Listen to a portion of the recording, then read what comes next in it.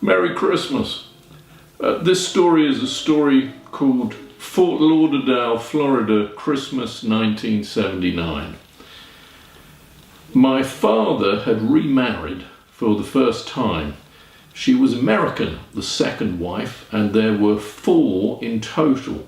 My mother, then the American, then an Irish one, and then another American. But it was this one, the second wife, the first American, who really counted. Their marriage lasted little more than a year, but that was more than enough. It got us to America for Christmas.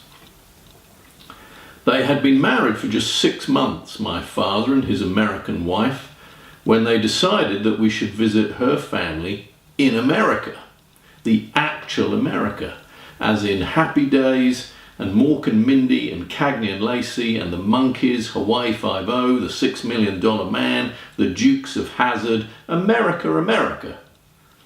I was 16, an only child, and it was the 1970s, and my parents had divorced, and I was a latchkey kid who came home from school and watched TV and ate oven-ready dinners. I had long been marinated in America. I might as well have been American. The only thing I was actually missing was your actual America. Previously, for every Christmas, we'd been to visit my father's parents, my grandparents, who lived in a semi in Swindon. My father's American wife's parents lived in Fort Lauderdale, Florida, in a condo. Fort Lauderdale, Florida, for Christmas in 1979. At the time, we were living in Tooting in South London, and it was like being airlifted from black and white into colour TV. I had made it. Landfall. America.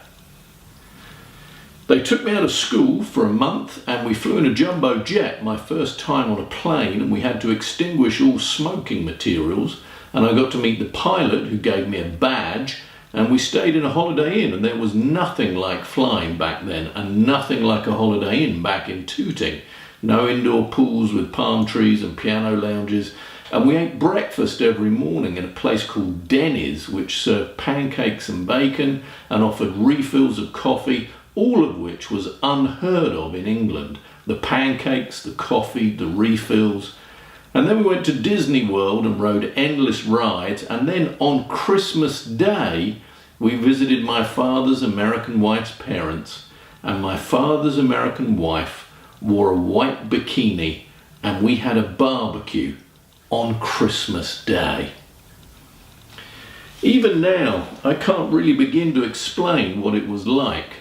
You'd have had to have known England back in the 1970s to be able to appreciate it, a time when nothing seemed possible. And you'd have to have known America too, the great imaginary America of the 1960s and 1970s, everyone's America, where anything seemed possible. But the most incredible thing of all that Christmas, more incredible even than the jumbo or the refills or Disney World or my father's American wife's white bikini, was that my father bought me a record, an LP record. He had never bought me a record before, and he never bought me one after. He was probably just looking for something that we could easily take back home in the suitcase, but whatever the intention, he must have gone to an actual American record store and asked the actual American behind the counter and presumably bought whatever he was told to buy. He had absolutely no interest in music, my father, so things could have been very different. He might have been advised to buy me Tusk by Fleetwood Mac or The Wall by Pink Floyd, 2 of the big albums of 1979, or Queen, Live Killers. But he didn't. By sheer good fortune, the album The American in the American record store in Fort Lauderdale, Florida, advised my father to buy me at Christmas in 1979 was London Calling by The Clash.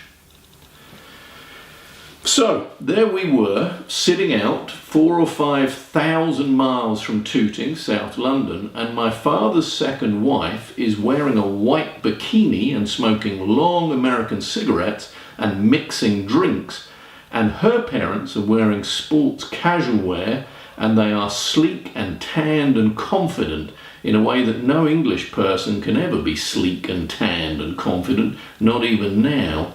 And my father's American wife's father pulls out this enormous brown hi-fi on a kind of a trolley, like a bucking bronco. And he says, well, let's give this disc a spin. And he takes London Calling, and he looks at that photo on the cover of Paul Simonon smashing his bass guitar, and he says, well, what the heck? And then he takes the record with his big fat brown American fingers and sets it on the turntable. The opening song of London Calling, as everybody knows, is the best opening song of any record ever. There's the marching sound of the guitar and the drums, and then Paul Simonon leaps in and Joe Strummer starts singing, and you know that something is happening. What is this? Says my American... Well, sorry.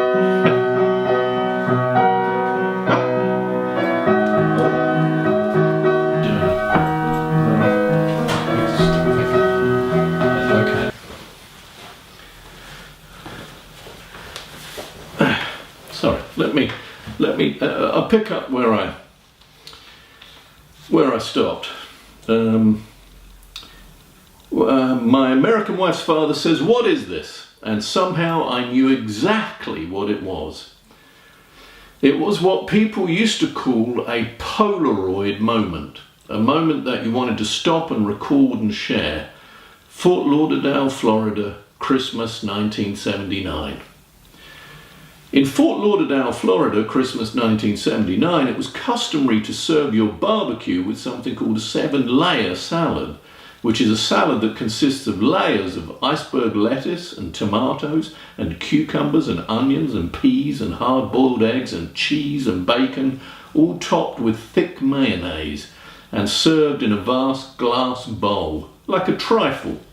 And this was not the sort of salad I was used to back in Tooting. In Tooting, we did not eat salads that looked like trifles. Indeed, in Tooting, I don't think we had ever eaten a salad at all. And we certainly hadn't eaten a trifle since my father divorced my mother. My mother loved to cook. My father's American wife did not like to cook. My father's American wife did not have time to cook. My father's American wife was always busy with everything. There was always something else going on, something more glamorous, something more fabulous, something more American. When they got married and she moved in, all she brought with her were her clothes, lots of clothes, a microwave, and Carlos Castaneda in paperback. As far as I knew, no one in Tooting had a microwave in 1979. Salad? Asked my father's American wife between drags on her long American cigarette. Dr. Pepper? Asked my father's American wife's father. Sure, I said. Sure being what my father had started saying to his American wife's every question and request, with a slight American drool I had noticed, unconsciously mimicking her. In Brand New Cadillac, Joe Strummer sings with exactly the same American drool, exactly the same. My father's American wife's father had started telling me something about the superiority of American over Japanese cars when my father's American wife asks, "What is this?" And my father says, "It's the album I bought him for Christmas." "We bought him," she corrects him, and then she kisses him and he says, "Sure," although I know, and he knows, and she knows that it was him and only him that bought me the record. Though I can perfectly understand now, looking back, that a woman in a white bikini kissing you on Christmas Day would make just about any man agree to anything. Sure. Then Joe Strummer yells, "Jesus Christ, where'd you get that Cadillac?" And my father's second wife's mother says, "Is this really suitable, Chip, on Christmas Day?" But before an argument can begin between Chip and Candace, which were their real names, real American names, there are the swingy opening bars of Jimmy Jazz, and there's the sound of whistling like Otis Redding is sitting on the dock of the bay, and my father's second wife's father says, "This is more like it," and he dishes me up some barbecued ribs. I'd never eaten ribs before. I don't think I even knew what ribs were. I had certainly never eaten ribs done on a barbecue before, that sweet, thick taste of barbecued ribs. And I don't think I've ever tasted anything quite like them since. Maybe it was the barbecue sauce. Maybe there was something special about the barbecue sauce available in Fort Lauderdale, Florida at Christmas 1979. Maybe, maybe not. Either way, with hateful, my father's American wife began swinging her hips in her white bikini and clapping her hands like a senorita dancing a flamenco. And my father was watching her, I remember, with great intensity. And I remember he was watching her with that same intensity one night back home in London. I'd returned home having been out at a friend's. This was soon after they were married, and they had clearly both been drinking. And there was a strange smell in the house, a smell that I realised years later was the smell of weed. And I opened the living room door, and the two of them were sitting there just staring at each other, intense but as if in a dream. They were stoned. It was much worse than finding them making love. The next song I remember off the album is Guns of Brixton, which of course now sounds prophetic. My father was a lecturer in sociology at the old North London Polytechnic, and he was there on the march when Blair Peach was killed in 1979. And then there was Thatcher and the Brixton riots and everything else, and he became increasingly disillusioned and dissatisfied with mainstream politics, and he joined the Socialist Workers' Party. And that for us was the 1980s, and that was the marriage is gone. I have no memory of us listening to Guns of Brixton that Christmas. The memory has been obliterated by all of that miserable future. But with the next song, the memories come flooding back again. Wrong and Boyo with that shambling false intro that suddenly segues into a kind of up-tempo two-step, and "This is great," says my father's second wife. And she and her mother start dancing a kind of hoedown, linking arms and dancing off into the kitchen to fetch more buns for the burgers. And then there's Death or Glory, and my father's second wife's father starts telling me about his time in Vietnam, and Coca-Cola, and everyone is appalled by the lyrics about Coca-Cola, advertising and cocaine, and Lovers Rock and Four Horsemen and I'm Not Down with its terrible harmonies, and Revolution Rock, and then finally we get to Train in Vain. And what I remember most vividly of all, my father and his second wife dancing cheek to cheek